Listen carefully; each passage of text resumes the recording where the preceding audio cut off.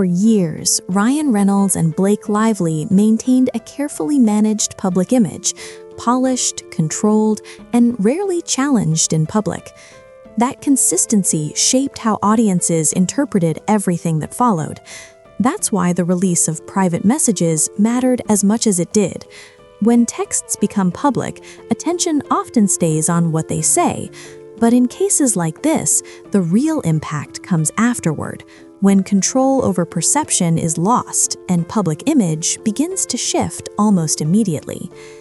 In the situation involving Ryan Reynolds and Blake Lively, the surfacing of text messages didn't just add context, it changed how earlier decisions were viewed and triggered a rapid shift in how they were publicly perceived. Once those messages became visible, the narrative around them hardened, and the damage to their public image set in quickly. What followed wasn't a single reaction or mistake, it was a broader loss of confidence in the version of events people had previously accepted. Media coverage took on a firmer tone, online discussion moved from speculation to judgment, and moments that once seemed routine were suddenly reinterpreted as intentional. This video looks at that shift calmly and in order, not to sensationalize it, but to understand how it happened. Because the story isn't just that texts were released, it's how those texts removed the ability to manage perception, accelerating reputational fallout that extended far beyond the messages themselves. Once the text messages became public, the situation involving Ryan Reynolds and Blake Lively moved into a different phase. Before that moment, their public image had been shaped by familiarity, successful projects, and a long-standing sense of goodwill. That image was reinforced through work connected to maximum effort, appearances tied to films like Deadpool, and industry relationships that rarely drew public scrutiny. The release of the texts changed how that image was interpreted. Attention moved beyond individual moments and toward broader patterns.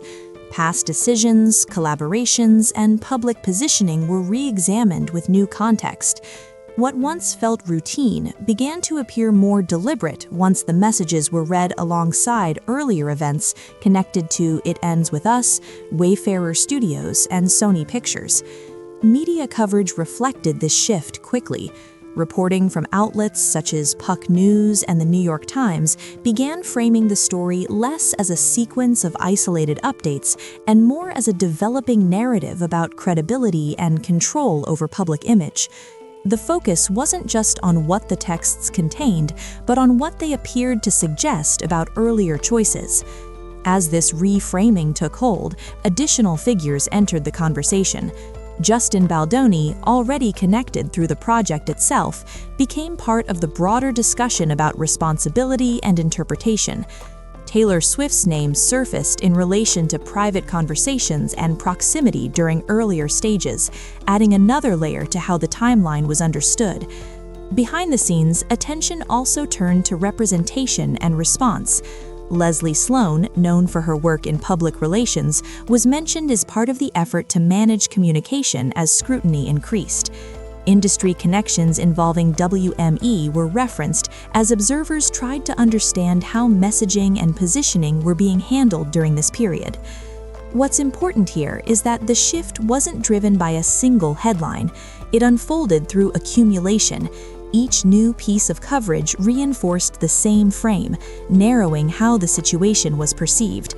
By the time the reaction reached full volume, reputational impact was already taking shape, not because of one mistake, but because earlier decisions were now being viewed through a very different lens. As attention settled on the texts themselves, their broader effect became clearer. The messages didn't just introduce new information, they altered how earlier decisions were understood. Actions that had once seemed routine were now reconsidered in light of what the texts appeared to reveal about coordination, timing, and intent. This reframing extended across projects and relationships. Decisions connected to It Ends With Us, the involvement of Wayfarer Studios, and the role of Sony Pictures were revisited with fresh scrutiny. What had previously been treated as standard production or promotional choices were now interpreted as part of a larger sequence. The contrast between private communication and public presentation became central to the discussion. When the texts were compared against earlier statements or positioning, gaps in understanding emerged. That contrast didn't require new allegations, it relied on reassessment. The same facts carried different meaning once viewed together. Coverage from outlets like Puck News and the New York Times continued to reinforce this shift. Reporting increasingly emphasized interpretation over chronology, focusing on how the messages reshaped context rather than simply documenting when they appeared. As that framing spread, it influenced how audiences evaluated credibility. This phase also brought renewed focus on Ryan Reynolds' professional footprint, including projects associated with maximum effort and the public persona built around consistency and transparency. When earlier decisions were reevaluated, that broader image became part of the conversation, not just the texts themselves. At the same time, figures connected to the situation remained part of the developing narrative. Justin Baldoni's involvement continued to be discussed in relation to project decisions, while Taylor Swift's proximity during earlier stages was cited as relevant to understanding timing, even without new information emerging. Behind the scenes, questions about communication strategy grew louder. References to Leslie Sloan and representation through WME surfaced as observers tried to understand how messaging was being managed as perception shifted. These mentions weren't framed as conclusions, but as indicators of how seriously the reputational impact was being taken. By this point, the effect of the texts had moved beyond their content. They had reshaped how the entire sequence of events was understood.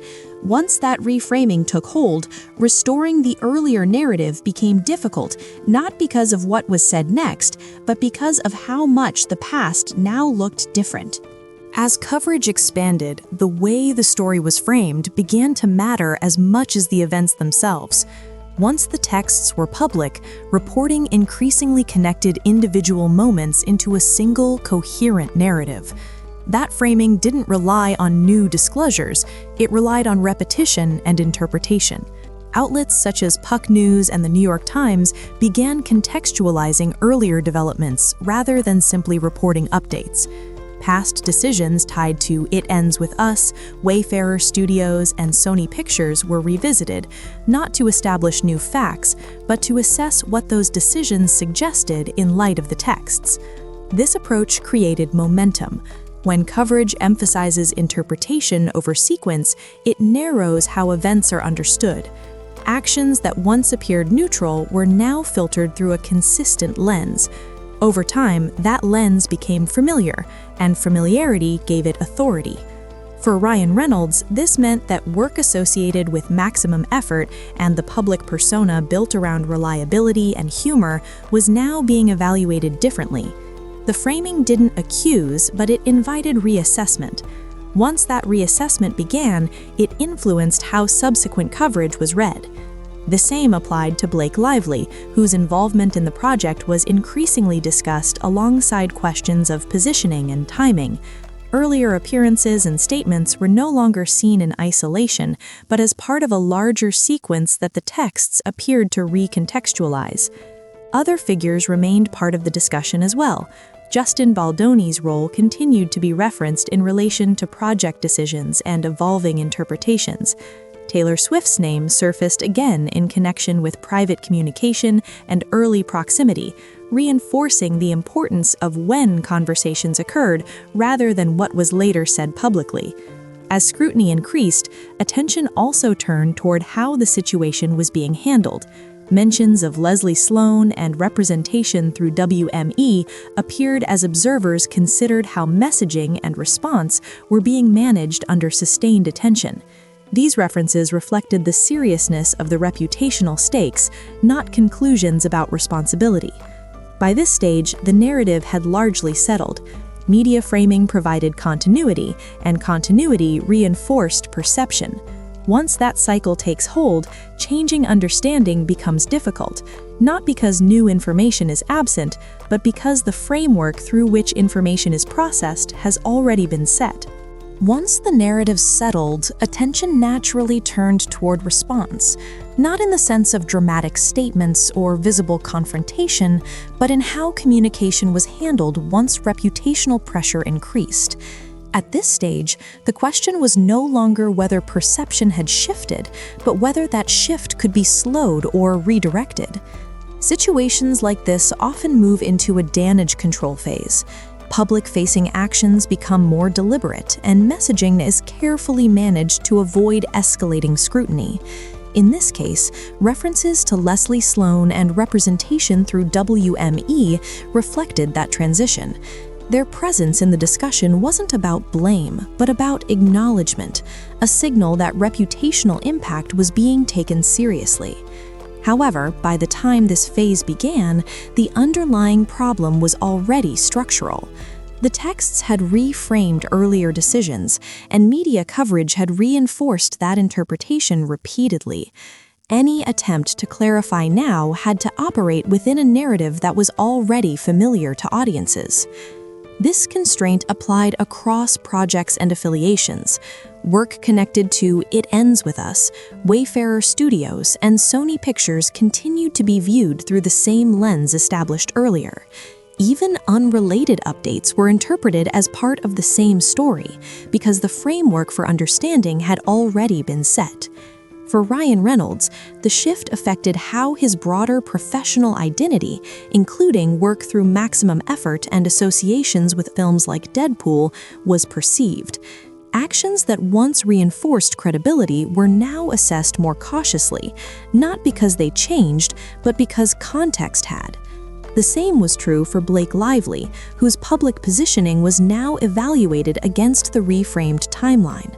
Efforts to maintain normalcy or consistency no longer reset perception. Instead, they were absorbed into the existing narrative. Other figures remained part of the broader picture. Justin Baldoni's role continued to be referenced in discussions about earlier decisions, while Taylor Swift's proximity during formative stages remained relevant to understanding how timing influenced interpretation. These references persisted not because of new developments, but because they had become part of the established context. By this point, reputational damage wasn't escalating, it was stabilizing, and that distinction matters. Once perception reaches this stage, responses tend to manage impact rather than reverse it. The story doesn't need to grow louder to remain influential, it only needs to remain consistent. By the time public attention fully settled on the situation, much of what mattered had already taken place. The release of the texts didn't create influence, it revealed where influence had existed earlier. That distinction helps explain why the fallout unfolded the way it did. Earlier access shapes outcomes quietly. Being part of conversations before anything becomes public allows direction to form without resistance. Decisions made during this phase don't announce themselves, but they establish boundaries that later actions must operate within. Once those boundaries exist, reversing course becomes difficult. In this case, that early phase involved multiple overlapping relationships and institutions. Projects connected to It Ends With Us, along with the roles of Wayfarer Studios and Sony Pictures, were already moving forward before public scrutiny arrived. Choices made during that period weren't questioned at the time because they appeared routine. As the timeline became clearer, attention turned toward who had proximity during those formative moments. Ryan Reynolds and Blake Lively weren't just reacting after the texts surfaced. They were part of a broader environment in which decisions had already been discussed, refined, and aligned. This is also where Taylor Swift's name continued to matter. Her proximity during earlier stages didn't generate attention when it occurred, but it became relevant once timing was examined more closely. The importance wasn't in public statements, but in when conversations happened and who was present while options were still open. Other figures remained part of the context as well. Justin Baldoni's involvement was discussed alongside questions about how earlier decisions were framed, while references to Leslie Sloan and representation through WME reflected the seriousness of managing perception once scrutiny intensified. Industry connections also played a role in how the story was understood. Work associated with maximum effort, as well as Ryan Reynolds' broader professional footprint, including Deadpool, became part of the reassessment, not because those projects were directly implicated, but because public image is cumulative. What emerged from this phase wasn't a revelation of hidden control, but a clearer picture of sequence. Once the texts surfaced, they didn't introduce a new direction, they illuminated the path that had already been taken, and understanding that sequence is key to understanding why later responses struggled to regain control over perception. Once the story reached sustained public attention, the range of available responses narrowed quickly. At that point, the situation was no longer shaped by private decision-making, but by how established narratives were being received and reinforced. What had once been flexible became constrained. Public attention changes the nature of influence. Early on, direction is shaped through access and discussion. Later, it's shaped by expectation. Once audiences settle on an interpretation, responses are judged against that interpretation rather than on their own merits. This was especially true as coverage connected earlier events into a consistent storyline. For Ryan Reynolds and Blake Lively, this meant that actions taken after the texts surfaced were evaluated through a much tighter lens. Statements, appearances, or silence were no longer neutral. Each choice was read as either confirming or resisting the narrative that had already formed. Media coverage reinforced this narrowing effect. Reporting from outlets like Puck News and the New York Times continued to emphasize continuity, revisiting earlier developments connected to It Ends With Us, Wayfarer Studios, and Sony Pictures, rather than introducing new frames. The repetition itself made the story feel settled. At this stage, representation and communication strategy became more visible. References to Leslie Sloan and representation through WME reflected the reality that managing perception had become a priority.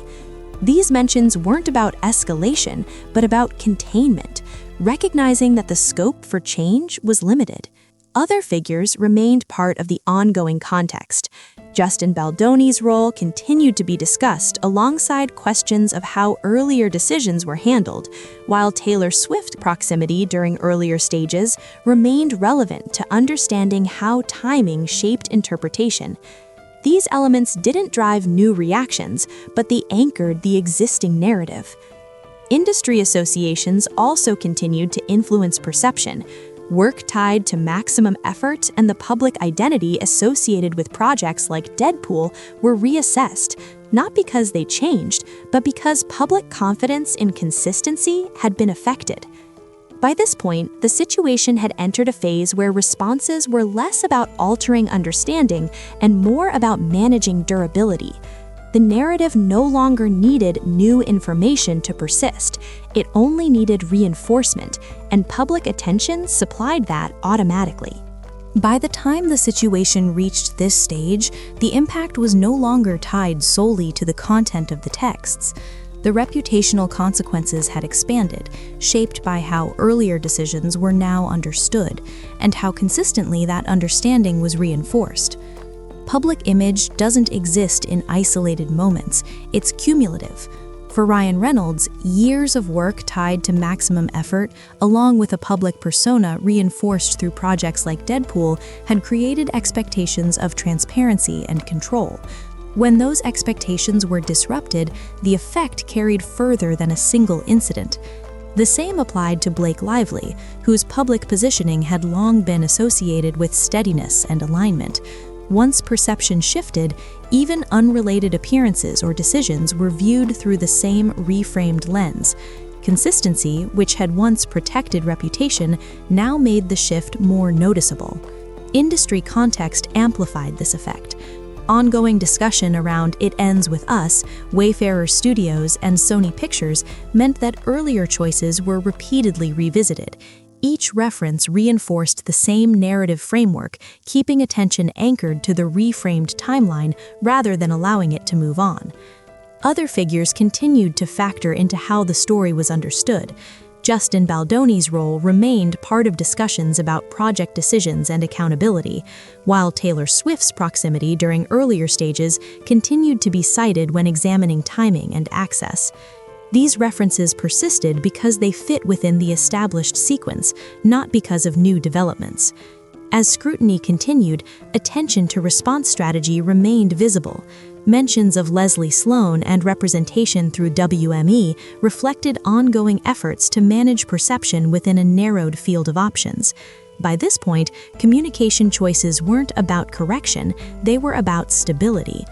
Media framing sustained the effect.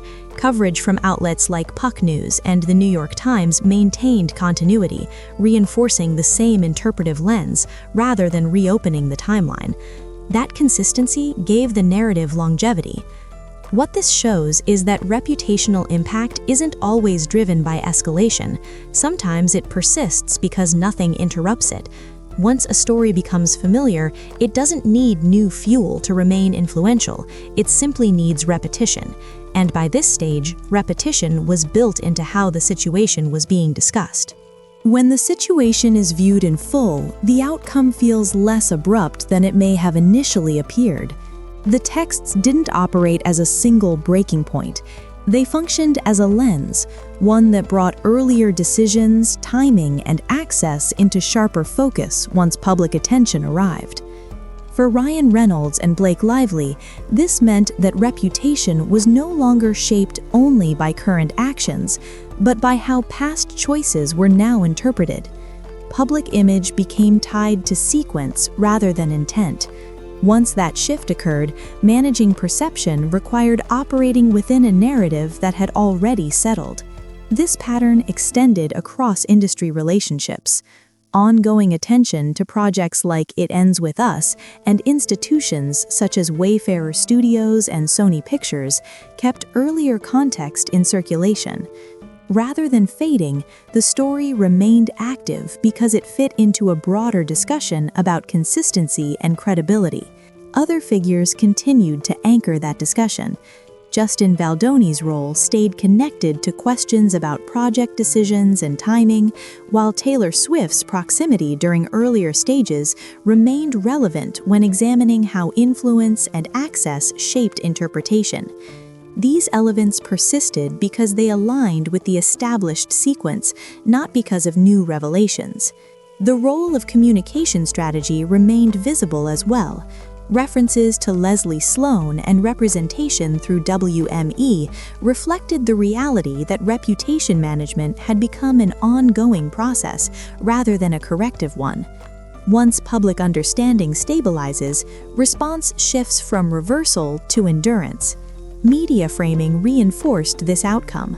Coverage from Puck News and the New York Times continued to emphasize continuity, revisiting earlier developments rather than introducing new frames. That repetition gave the narrative durability, even in the absence of new information. What this sequence ultimately reveals is how fragile control over public image can be once timing changes. Reputation isn't undone by a single disclosure. It's reshaped when private context becomes public and earlier decisions are reassessed all at once. By the end of this process, the texts mattered less for what they contained than for what they unlocked. They changed how the story was read, how credibility was measured, and why the reputational impact extended well beyond the moment they surfaced. When the full sequence is placed back in order, the outcome looks less like a sudden collapse and more like a gradual narrowing of control. The texts didn't create the situation, they clarified it.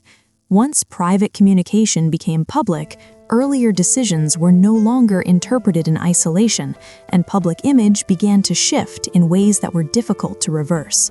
For Ryan Reynolds and Blake Lively, the impact wasn't limited to a single project or moment. work connected to maximum effort, films like Deadpool, and ongoing attention around It Ends With Us became part of a larger reassessment.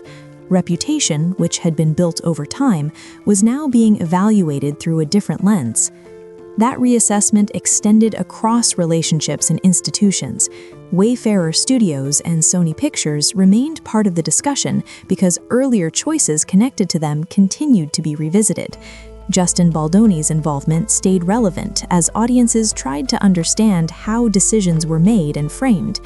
Taylor Swift's proximity during earlier stages remained significant not because of later statements, but because of timing and access.